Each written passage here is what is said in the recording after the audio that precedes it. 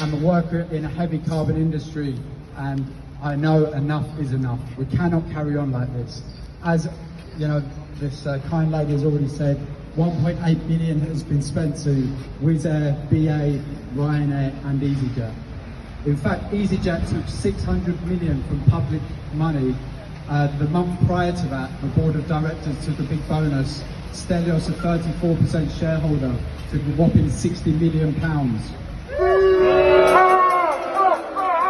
They must think we're stupid rebels.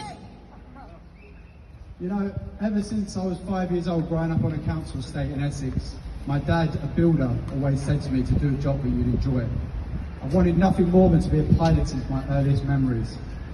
I pursued that dream and overcome many adversities. But a seat in the cockpit made it clear to me that we cannot carry on like this. And I decided that I can no longer fly passenger jets. I can no longer be a part of the industry which is destroying our planet.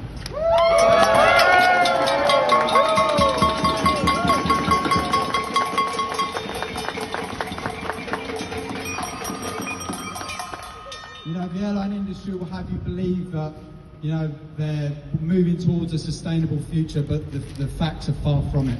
They're going to triple their emissions by 2050, rebels. Currently, we're flying 4 billion passengers in 1 year, and by 2037, we're going to be flying 8 billion passengers, which is clearly more than all the people we have on this planet, rebels.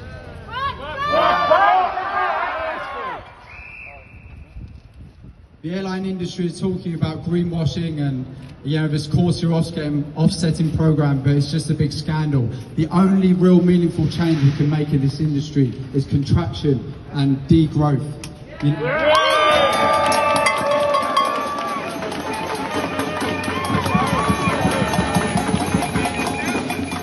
there are no green alternatives to aviation. We have to be accountable for our carbon footprint. You know, I flew to Bangkok a couple of years ago from Heathrow, and that seat alone cost me 3.5 tons in CO2. The United Nations say that we need to be below 2 tons of CO2 per annum to be sustainable. We cannot carry on like this, rebels. We have to take responsibility for our actions. And furthermore, this year alone, 70,000 airline workers will lose their jobs, which is the same amount as the coal industry in the 80s. 2/3 of the public have said yesterday that they want to support bailouts with strings attached to protect workers' rights. The will of the people is being ignored, rebels. We must move towards a just transition. Any bailouts the Bank of England gives should have climate conditions attached and protect the workers' rights. We need to help workers in heavy carbon industries move towards lower carbon sectors as part of a just transition.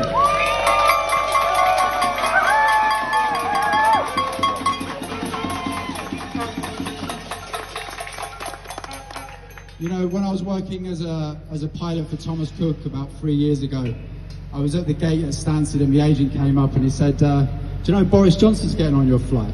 I said, yeah, okay, all right then. 10 minutes later, another agent came up and said, "Gee, do you know Boris Johnson's getting on your flight?" I said, "Really?" Next thing I know, the entourage arrived. Out he got with his family and wandered up the stairwell and came on and sat down with the passengers. And I thought, you know, fair play. Anyway, we got down to Turkey and I went out the front at the end of the flight and said hello to Boris, who was a foreign secretary at the time. He shook my hand and thanked me for looking after him and his family. It's about time he returned the favour and looked after us and our families, rebels.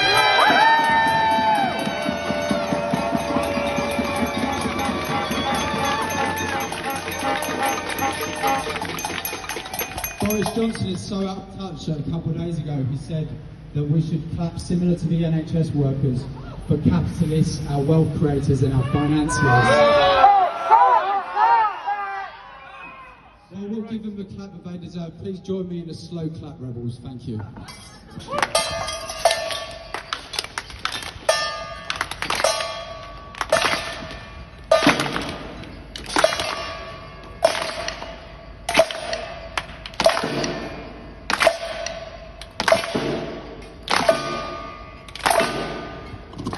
Extinction!